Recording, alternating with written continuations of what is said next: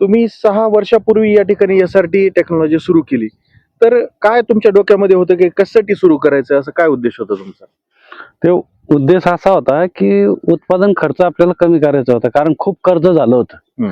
या शेतीवर जो खर्च आपण करतो ना, हा बार बार खर्च म्हणजे नांगरणं, रोट्या करणं, परत दुकानदाराचे भरमसाठ पैसे, त्याला लागणारे पाळ्या, तर याच्यामुळे काय झालं, खर्च वाढत गेला आणि याच्यामध्ये जे उत्पादन यायचं ते कमी यायचं. ओके. तर त्याच्यामुळे मग असं म्हणजे कुठल्या तरी अशा नवीन तंत्राच्या शोधात होतो. आपल्या सोबत आहेत रावसाहेबजी मोरे. रावसाहेब मोरे बद्दल मी थोडासा छोटासा परिचय करून देतो. हे जे शेतकरी आहेत, हे मागच्या 7 ते 8 वर्षापासून SRT तंत्रज्ञान त्यांच्या शेतावर अवलंबतात आणि प्रॅक्टिकली आपण त्या शेतामध्ये उभे आहेत की ज्या शेतामध्ये मागच्या 6-7 वर्षापासून हे SRTचं तंत्रज्ञान अवलंबलेलं आहे. आता SRT बद्दल आपण जाणून घेणारच आहोत. तत्पूर्वी मी मोरे साहेबांना विचारतो की आता थोडक्यात सांगा की ठीक आहे, खर्च होत होता मोठ्या प्रमाणामध्ये म्हणून तुम्ही हे तंत्रज्ञान अवलंबलं, पण ह्या तंत्रज्ञानामध्ये असं काय आहे की ज्याच्यामध्ये तुमचा खर्च कमी झाला? हा, याच्यामध्ये खर्च असा कमी झाला की आपल्याला पहिल्या वर्षीच आपण बेड बनवतो, तर पहिल्या वर्षी खर्च लागतो, त्यानंतर आपल्याला याच्यामध्ये काहीच करायचं काम नाही पडत ना.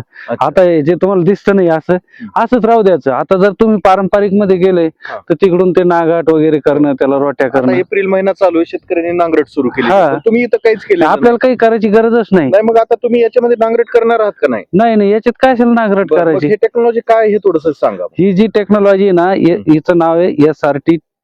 तर SRT म्हणजे सगुणा रिजनरेटिव्ह टेक्नॉलॉजी, की जी जमिनीचं पुनर्जीवित करणारी टेक्नॉलॉजी.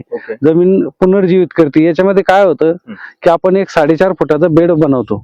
तो बेड बनवल्याच्या नंतर सर्व पिकं आपण ते बेडवरती घेतो आणि जे पिकाची खोड असतं ते खोड मात्र जमिनीला ठेवतो. आणि त्या खोडामुळे काय होतं की जो सेंद्रिय कर्ब असतो, आता हे बघा, आता हे मागचं खोड आहे, हे त्याच्या अगोदरच कुजलेलं आहे.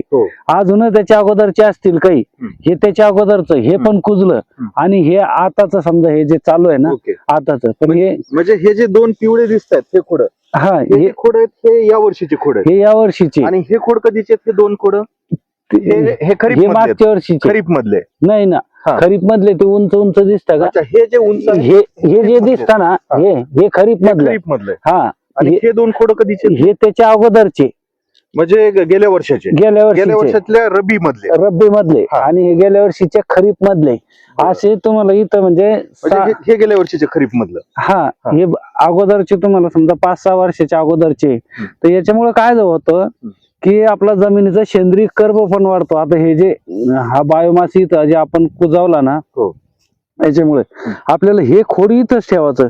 कारण तुम्ही जून मध्ये जर आले ना, तर या ठिकाणी खूप तुम्हाला असे गांडूळ दिसतील. आता ही गांडूळ आपल्याला डोळ्याने दिसत्या, पण याच्यामध्ये अशा भरपूर बॅक्टेरिया असत्या की जे पिकाला आवश्यक असत्या, जे आपल्याला डोळ्याने दिसत नाही. तर त्याचं खाद्य हे जे खोड आपण इथं ठेवतो, हे त्याचं खाद्य आहे. आता आपण या शेताला कुठलंही शेणखत नाही, रसायन खत नाही, काहीच नाही, आणि शेत नांगरत नाही. भलाही काय करणार आहे, आता हे तर स्वच्छ आहे. आता तुम्हाला दिसतं कुठंच काही नाही याच्यामध्ये तण उगवलेलं.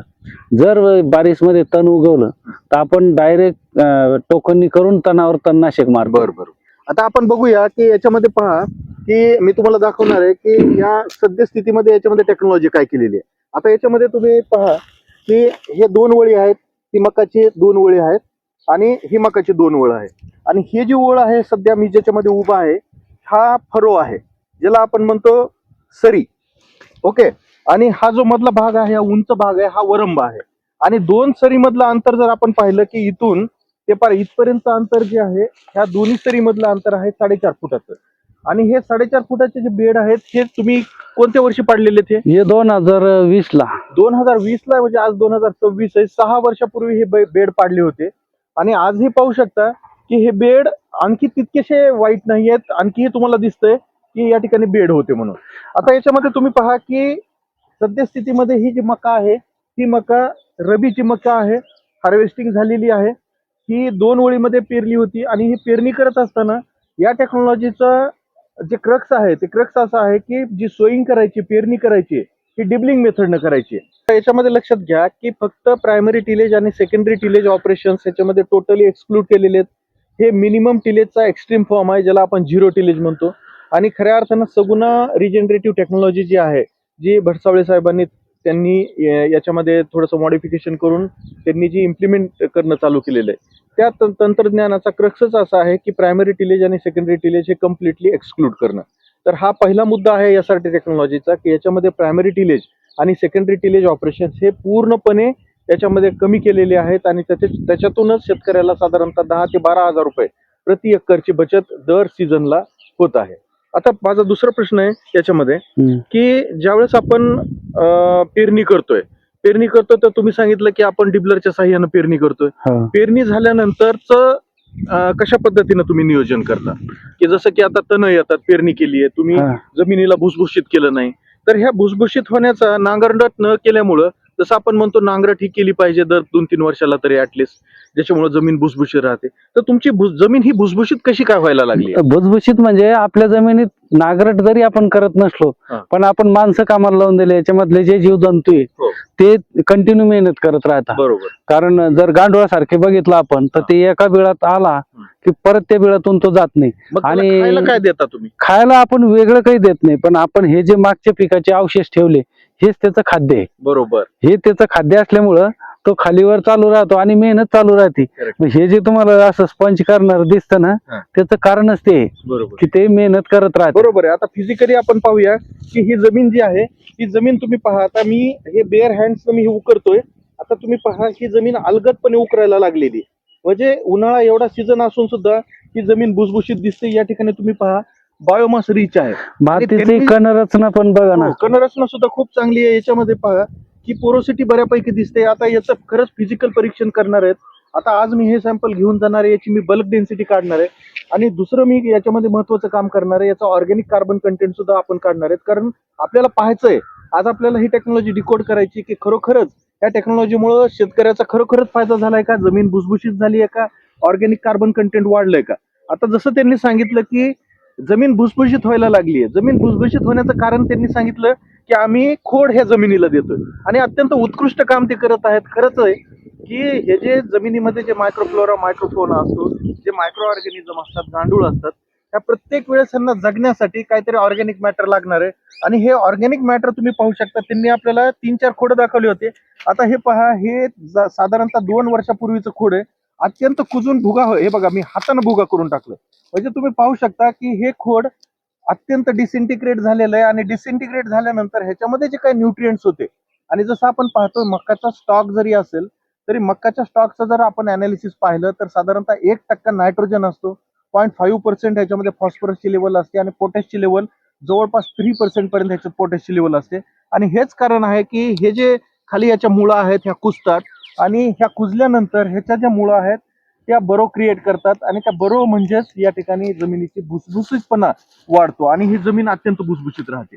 पहा, हे मागच्या खरीप सीझन मधलं आहे, हे सुद्धा खोड खालून कुजलं आहे, वरून कुजायचं राहिलेलं आहे. कदाचित ह्या पावसाळ्यामध्ये हे सुद्धा खोड कुजून जातील आणि यावर्षीचा सुद्धा बायोमास आता पहा, हा पक्का बायोमास आहे, कारण हा आत्ताच हार्वेस्टिंग झालेली आहे रबी सीझनची. त्याच्यामुळे ह्या तंत्रज्ञानामधलं जे सेकंड क्रक्स आहे की याच्यामध्ये जे बायोमास आहे, हे बायोमास आपण त्याच जमिनीला देतो आणि हे त्या जमिनीला देत असल्यामुळं शेतकऱ्याचा खतावरचा जो खर्च आहे तो सुद्धा खतावरचा खर्च शेतकऱ्याचा डेफिनेटली वाचलेला आहे. आणि ह्या तंत्रज्ञानामुळे ह्या दुसऱ्या महत्वाच्या मुद्द्यामुळे शेतकऱ्याची आणखी पैशामध्ये बचत होत चाललेली आहे. आता आपण पहिल्यांदा जाणून घेऊया की तुम्ही या ठिकाणी पेरणी यंत्राच्या सहाय्यानं केली होती, ट्रॅक्टरच्या सहाय्यानं, का तुम्ही एक विशिष्ट अशी पद्धत अवलंबली होती? विशिष्ट म्हणजे आता हँडपूस सीडर नाही भेटत का मार्केट मधलं, ते 5-6 हजाराला भेटतं. ढकल असं हाताने ढकललं जातं. त्याने पेरणी केली आणि त्याने पेरणी करणं एवढं सोपं, कारण तुम्ही जर पारंपरिकने करत गेले ना तर तुम्हाला ट्रॅक्टर लागेल साऱ्या पाडाला, बैल लागतील त्याची झाकाला आणि 8-10 लेबर लागत्या ते असे एक दाना टाकायला. बरोबर. आणि हा एकटा माणूस हे 2 एकर क्षेत्र आहे, 12 वाजेपर्यंत पेरून मोकळा होतो. म्हणजे एक माणूस एका दिवसामध्ये 2 एकर क्षेत्र पेरणी करतो आणि याच्यामध्ये कुठलंही प्रायमरी टिलेज किंवा सेकंडरी टिलेज ऑपरेशन लागत नाही. जसं त्यांनी मगाशी सांगितलं की या तंत्रज्ञानामध्ये त्यांचे पैसे वाचलेत आणि पैसे कुठल्या याच्या फॉर्म मध्ये वाचलेले, एक तर शेतकऱ्यांना उत्पन्न वाढवलं तर पैसे वाचतात किंवा मग होणाऱ्या खर्चावर त्यांनी जर नियंत्रण मिळवलं तरी उत्पन्न वाढू शकतं आणि त्यांनी तेच मिळवलेलं आहे की सगळ्यात पहिल्यांदा जो त्यांना मोठा नफा होतोय तो नफा जाणून घ्या की पहिला नफा त्यांना होतोय नांगरणी टाळण्याचा, म्हणजे 1000 रुपये एकर, साधारण आता 1000 नाही, आता मला वाटतं 2000 2000 रुपये एकर 2000 चालू आहे. 2000 रुपये. आता बाजूचं शेत बघा, त्या शेतकऱ्यानं नांगरून टाकलेलं आहे. दरवर्षी तो शेतकरी नांगरतोय आणि त्या शेतामध्ये तुम्ही पाहू शकता दरवर्षी तो 2000 रुपये घालतोय, परंतु 6 वर्षापासून 2000च नाही सर, हम्म. ते 1 एकर क्षेत्र नांगरून पूर्ण पेरणी योग्य करण्यासाठी 10,000 रुपये लागतात. बरोबर आहे. म्हणजे म्हणजे- आपण आता एक एक हिशोब करू. हा आता सद्यस्थितीमध्ये नांगरणी टाळली तर ते 2000 रुपये वाचलेत. हो जसं सांगितलं त्यांनी की पेरणी सुद्धा टोकन यंत्रानं केलेली आहे. नांगरणी टाळल्यामुळे नांगराचे जे ढेकळ फोडण्यासाठी त्यांना 2-3 वेळेस मोगडणी करावी लागत होती, हो ज्याच्यासाठी 800 रुपये ते 1000 रुपये मोजले जातात. असे 3 फ्रिक्वेन्सी त्यांनी वाचवलेले आहेत, म्हणजे ते 3000 रुपये वाचवलेले आहेत. म्हणजे प्रत्येक वर्षी त्यांनी 5000 रुपयाची बचत ही फक्त प्रायमरी आणि सेकंडरी टिलेज ऑपरेशन कमी करून केलेली आहे. 5000 ने जास्त आहे सर. आजचे जे रेट आहे ना, हा. 2000 रुपये रेट त्याच्या ते ढेकळ फोडाचे, बरोबर जो आपण रोट्या करतो त्याचे, आणि हा. तेवढेच रेट नांगराचे. बरोबर 1200 रुपये ते 1400 रुपये ते याचे टिलरचे, बरोबर. टिलीज करायचे. बरोबर. आणि नंतर मग पेरणीचं ते अलग आहे. मग हो, पेरणीचे म्हणजे- पुन्हा 2000 रुपये. असे नाही, मिळून 1200 रुपये पेरणीचे जे आहे ना, 1200 रुपये. सरी पाडाचे, हा. सरी पाडाचे 1200.